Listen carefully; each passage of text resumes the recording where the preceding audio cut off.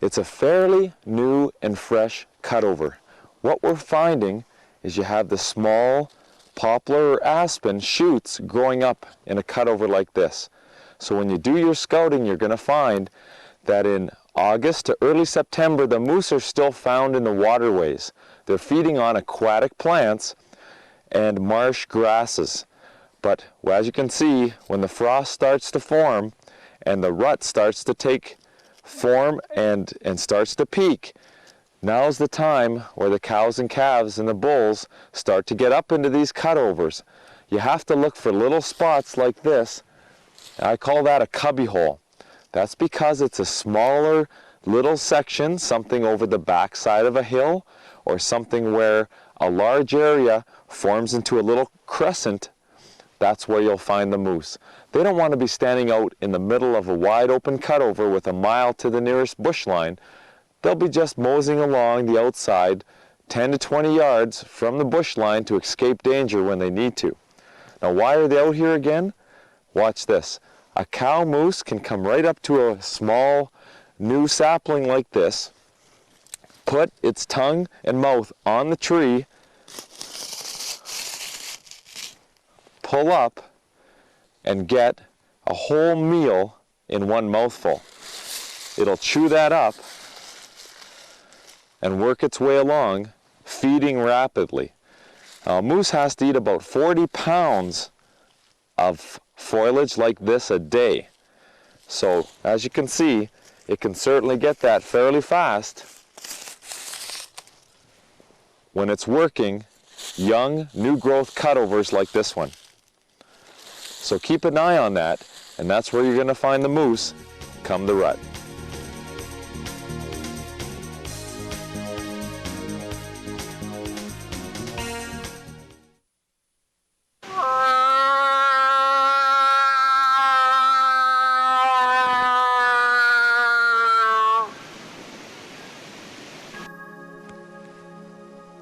Oh, it's got spikes. It's got spikes. That's a legal moose. Oh, it's got some velvet hanging off. There it comes. It's about 120 yards out. Just walking slowly. I think it's coming to that call I put in. I'm sure of it. Yeah, it's searching both sides of the cutover, looking for that cow I imitated. Wind's good. Wind's good. Come on. Keep coming. Oh, he's looking this way. Oh, okay. There he's moving. There he's moving.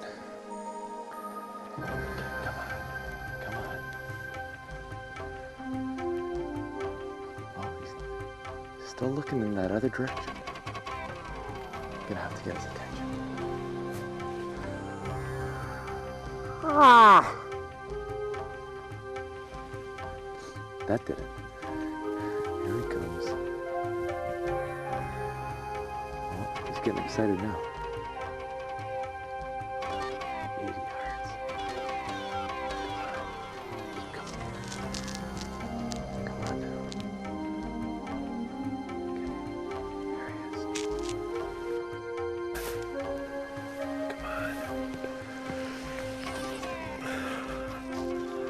Come on.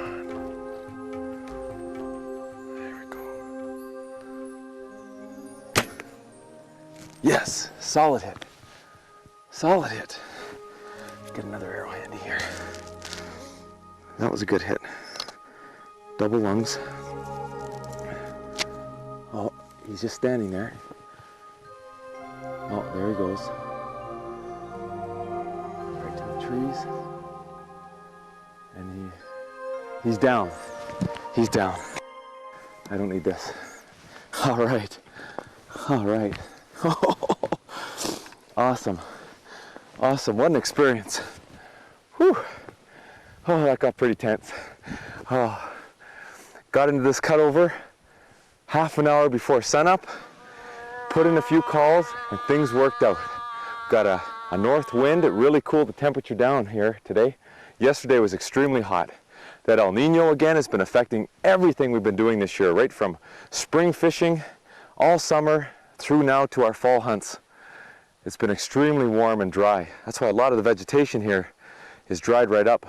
But you can see some of these nice small saplings, and I'll tell you, that's candy to moose. They love that stuff.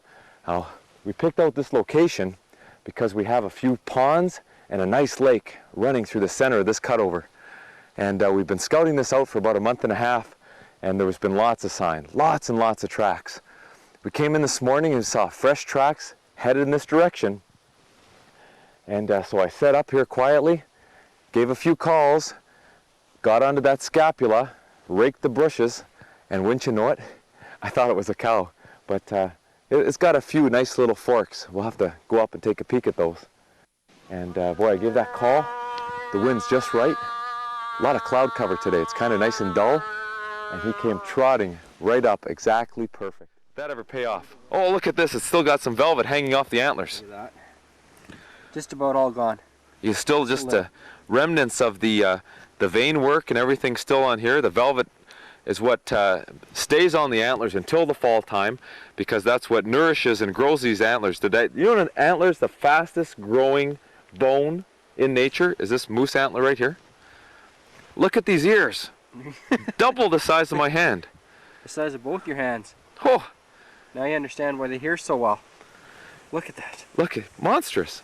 That's why, you know what, when we probably came in this cutover this morning, a mile and a half down the road, he already knew we were here. Yeah. They can hear that well. I'm going to try and lift this head. Look at that. It's all folded up, and it's still as big as 4 of us, I'm sure. Look at this. Well, oh, look at that. That's all I can do to lift the head. Beautiful. Not many times you get this close to study an animal like this. Incredible. Look at the size of that nose. Wow. It's even bigger than the average horse. Yeah. With a nose like that as well. Mile and a half, it can pick up human scent. So playing the wind was certainly a factor in our success on this hunt. Yeah. You have to. You know, we came in here about a month and a half ago, did some early scouting, saw a lot of summer track, some 2- and 3-day-old track happened to be on that day we were scouting. We picked out this location. We have a nice lake down the hill from us. We're just on these outskirts of this cutover. And Kev, I noticed again, look, there's this particular cubby hole, and that's the key, the cubby holes. You can't hunt a moose in a 2-mile area without a tree in sight. No. You can see the opening in the trees. Yeah. It's perfect. You get to these fringe edges. I mean, that habitat goes with any type of hunting, with deer, turkey, anything. The animals love, the habitat changes. And I mean, it didn't hurt that the expert moose caller here put in a few good calls, and he came running, just running in. The last minute there, I had to give him one little bull grunt. Just to stop them. To stop them, get them to turn, just like maybe giving a little whistle to a deer, so they stop and freeze and look around. Gives you a chance not only to draw the bow, but to get a beat on the animal as well. Yeah. Now, again, you should see some of these racks, the mature bulls. Oh. You and I could both lay down on each side of a rack like that. Yeah. They get 50, 60 inches, some topping even 70 inches. You can't even put the head of the bull moose in the back of a full-size pickup truck. Yeah, look at the size of that head. But we're lucky. You know what? I'm glad we've harvested a young animal. Yeah. It's definitely the better eating size. It's definitely easier for us to get it out, because when you take that shot on a moose, the work begins after the shot. Yeah. It's, I mean, we put our homework in. There's a reason why. Some guys go out and get a moose every year, and other guys go out 5, 6, 7 years and don't even see a moose. It all comes down to homework. Yep, you got to do it. You get out, number 1 key, topo maps. Yeah, look at the terrain. Exactly. You know what? I narrow it down that way. I get out with a topo map, knowing what zone I have my license for, get the topo maps out, and I immediately rule out a couple things. Moose do not live in the middle of the lake. Let's rule out the lakes. Yeah. They love the edges, but they cannot live in the middle. They're not a fish. No. Now, moose and other animals cannot live on high mountain tops No. or on the sides of mountains. So I look at those elevation changes on the topo map. What I'm looking for is nature telling me and telling the animals where they should be. That would be saddles between mountains, low-lying spots where the animals are funneled between mountains, and if you can put that together with a creek, a bog or swamp condition, and some open water, hey, Perfect setup. you don't have to go anywhere else. And the thing about man's modern logging, when he opens up these cuts, you know what? Sure, it takes down trees, but that's an actual benefit for the animals. They can move through it easier. Get to their Especially browse. this woodland moose. When you take out these over mature trees and give the new growth a chance to start, these animals will flourish. And such is the case with what we've been seeing up here in northwestern Ontario. Yep. Moose population's great. El Nino has kept last year's winter mild, so I'm sure the calving rate and the number of young animals is spectacular out there. Oh yeah. What a beautiful animal. I think we got our work cut ahead. Maybe the next hour or two getting this moose out of here. But it was a fantastic hunt. I can't believe, first time, brand new Black Max bow from Matthew Solo Cam, took it out, and incredible. The speed it had, I had no doubt. One pin shooting out to 32, 35 yards, flat trajectory. I didn't even have to estimate what range this animal was. When it came in, one pin, pow, not a problem. What a great hunt. Well, we'll get us out here, and the Venture North team will set their sights on maybe getting a little bit larger bull. That sounds good.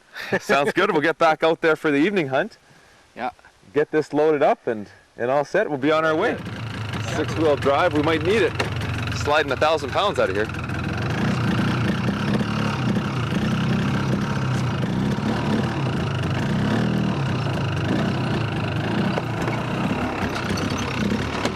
There we go. Oh yeah, I think we'll make it right through here. 6-wheel drive, that's the way to go. Nice, just crawling over these rocks and timbers. Tell you, not many ordinary machines will get in here. This is the way to go. Okay, there's a moose just up there in the bush line.